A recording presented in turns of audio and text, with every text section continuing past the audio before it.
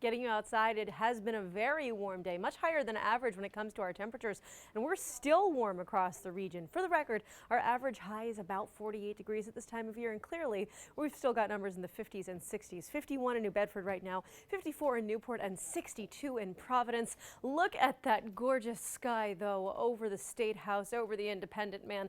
Just plenty of sunlight for us on this Wednesday, just in time for St. Joseph's Day. By the way, happy St. Joseph's Day to those who celebrate. I hope you're having a wonderful day full of Zeppole. Now, satellite and radar looking pretty good here. Clouds on either side of us, but for the moment, we're just seeing that sunshine. Things are going to change overnight tonight, though. Clouds move in from both sides of us here, from the east and from the west, making things a little more gray overnight. On that note, we also could see some dense and patchy fog, as well as a couple of stray showers here and there.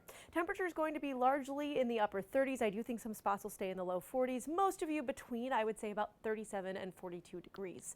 As we move into tomorrow, something else to celebrate here, the beginning of astronomical spring. Now, for the meteorologists in the room, we've been celebrating spring since March 1st. We start the seasons in the world of meteorology on the first of the 3-month period for the sake of record keeping, but the rest of the world goes with this calendar, the astronomical calendar, and spring begins on that calendar at 5:01 a.m. tomorrow. So, how does the first day of the new season look? Well, we'll start with this bright and early or dark and early in the morning if you're sending the kids off to school. Again, know that we'll be in the low 40s and upper 30s. We could have a couple sprinkles, and it will be a little iffy in terms of dense and patchy fog. So whether it's taking the kids to the bus stop or you on your way to work, I would leave a little extra time for traffic tomorrow morning.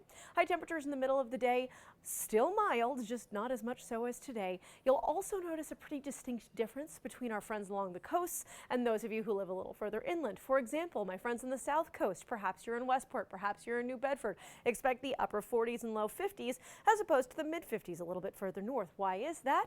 Because our wind's coming out of the south, and that's going to keep us in that sea breeze along the coast there, keeping things a little bit cooler as opposed to the folks further inland where things are going to get just a tiny bit warmer. Again, still mild for the most part. But here's the issue. It may feel pretty mild, but it'll feel a little stickier, more moisture in the air, and we are going to have a couple showers around tomorrow, even into the afternoon. Now, the heavy rain gets to southern New England with our next storm late tomorrow night and very early Friday morning. You can see the front as it comes through, driving that heavy rain, and I will say this, it is all about perspective.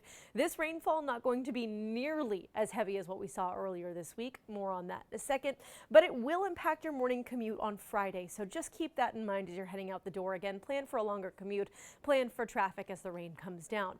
The other thing I want to mention about this system, it may be just cold enough at the tail end of precipitation for us to get a little wintry mixing into northern Bristol County and northern Providence County. It's not going to be anything too exciting, just something to keep in mind as you head throughout the day, so watch for slick spots again, especially as you're heading out on Friday morning. Here's a look at the rainfall amounts. I think most of us get between about 1/4 of an inch and 1/2 inch of rain total, much less than the last storm, but still, we need every drop we can get to help with the drought conditions, although I do think that the last storm did a very good job of that.